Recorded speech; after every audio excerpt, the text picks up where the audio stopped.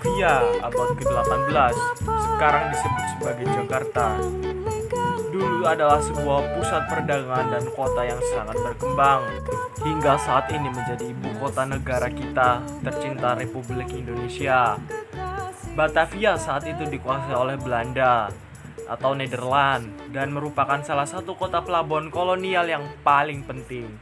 Dari begitu banyaknya cerita rakyat dan legenda Betawi, salah satunya adalah Si Pitung yang oleh masyarakat setempat dianggap sebagai pahlawan. Cerita Si Pitung memiliki banyak versi dan interpretasi, namun salah satunya adalah berikut.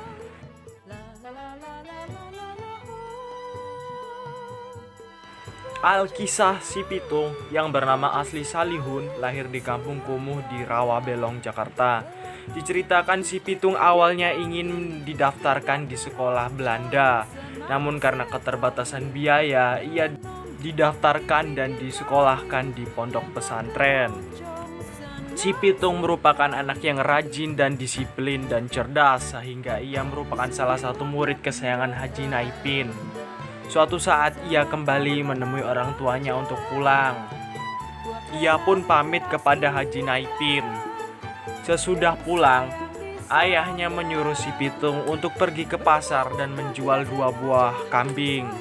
Dalam perjalanannya, Si Pitung ditemui oleh 3 orang preman. Mereka berpura-pura menanyakan arah kepada Si Pitung.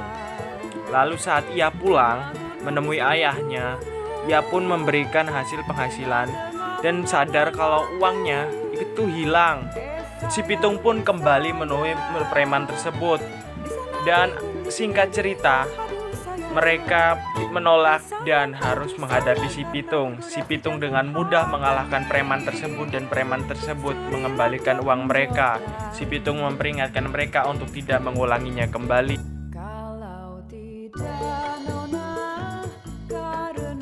Lalu keesokan harinya preman pun meminta maaf kepada Si Pitung dan mengajak Si Pitung bergabung, namun Si Pitung menolak. Tetapi Si Pitung memberikan sebuah ide gila, yaitu mereka akan mencuri dari pihak orang kaya dan kompeni Belanda dan akan membagikannya ke orang miskin. Ide gila ini pun diterima oleh preman tersebut. Hal ini membuat Si Pitung menjadi buronan. Wajahnya terpampang di surat kabar dan poster-poster. Si Pitung terus melakukan perampokan. Namun saat melakukan perampokan di rumah Haji Saifuddin, Si Pitung berhasil ditangkap.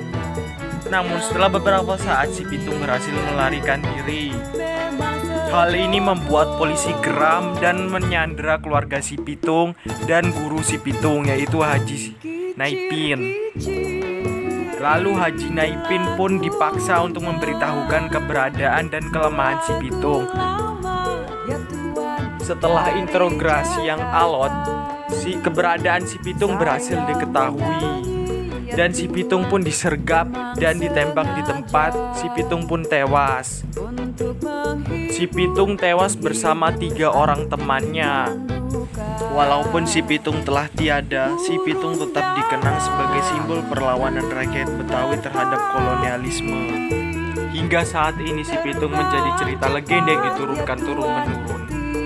Walaupun memiliki sedikit ketidakpastian, namun Si Pitung adalah inspirasi bagi rakyat Betawi. Itu saja yang dapat saya sampaikan. Terima kasih. See you next time. Zaijian, danke, goodbye, see you.